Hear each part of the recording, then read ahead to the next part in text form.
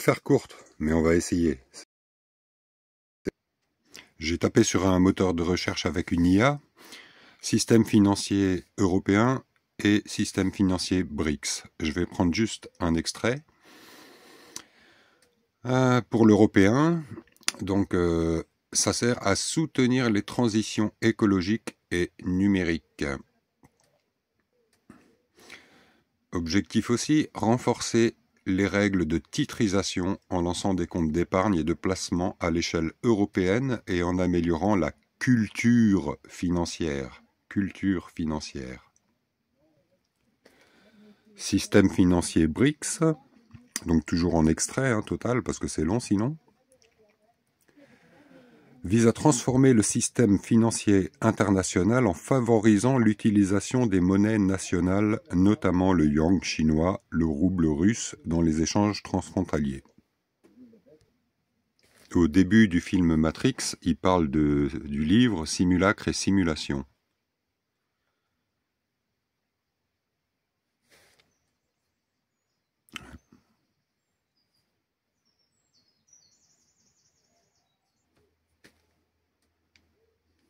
Dès le premier visionnage. Au début de Matrix, Thomas Anderson, ou Neo, saisit un livre dont les pages sont creusées pour dissimuler des logiciels piratés. Son geste prend soin de permettre au spectateur de lire le titre de l'ouvrage, Simulacre et simulation. Puis la Et aujourd'hui, je tombe sur le message d'Atali qui fait plein de messages bizarres en ce moment et c'est très curieux, je vous laisse écouter. Qui gouverne le monde? Beaucoup de gens pensent, à tort, que ce sont les hommes politiques qui, dans chaque pays, gouvernent leur pays et qui, lorsqu'ils se rassemblent, dans des G7, des G20 ou des conseils de sécurité des Nations Unies, peuvent prendre des décisions qui concernent le monde tout entier. D'autres disent que ceux-là ne sont que des fantoches et que le vrai pouvoir appartient aux patrons des grandes entreprises multinationales, pétrolières ou digitales. Mais on se rend compte que les uns et les autres ne sont que des apparences. Les hommes politiques passent. Les chefs d'entreprise sont déterminés par les lois qui imposent que l'entreprise fasse des profits pour survivre. Et s'ils ne le font pas, eux-mêmes sont remplacés par d'autres. Sans doute faut-il admettre qu'aujourd'hui, le monde est à la fois plus rassemblé que jamais, qu'il y a de plus en plus de problèmes globaux, non seulement climatiques, mais bien d'autres, et que personne ne le gouverne.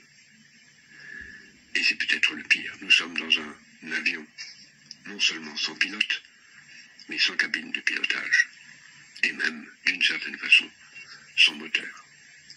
Il y a beaucoup de choses à faire pour que cela change, et si possible, d'une façon démocratique. Parce que rien ne serait pire qu'un gouvernement totalitaire de la planète.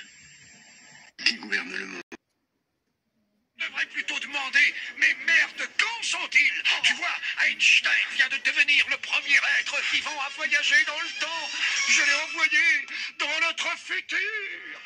1 minute en avant dans le futur, pour être exact. Et par conséquent, à 1h21 et 0 secondes, nous allons le rejoindre, lui et la machine à voyager dans le temps. De globe, ces petits bouts de graphite pyrolytique qui lévitent sur une piste diamagnétique. C'est la clé pour comprendre comment le Soleil et la Lune bougent au-dessus de notre Terre plate. Le graphite pyrolytique est un matériau diamagnétique, ce qui signifie qu'il est repoussé par un champ magnétique fort. Quand on place ces morceaux au-dessus d'un réseau de supraconducteurs ou d'aimants disposés en cercle, comme dans une piste de lévitation, ils flottent et se déplacent librement, grâce à la répulsion magnétique. Pas besoin de gravité ou de vide pour ça, juste une interaction naturelle entre les champs magnétiques et les propriétés du matériau. Alors voilà, je sais pas où on est, si on est dans une machine, ce que c'est ce délire, mais moi ça commence à me faire beaucoup rire. Il y a beaucoup d'angoisses qui sont générées partout, beaucoup de recherches qui sont faites à tous les niveaux, mais j'ai l'impression qu'on est vraiment dans une ère qui est assez extraordinaire. Voilà, c'est tout ce que je voulais dire. Bonne journée à vous.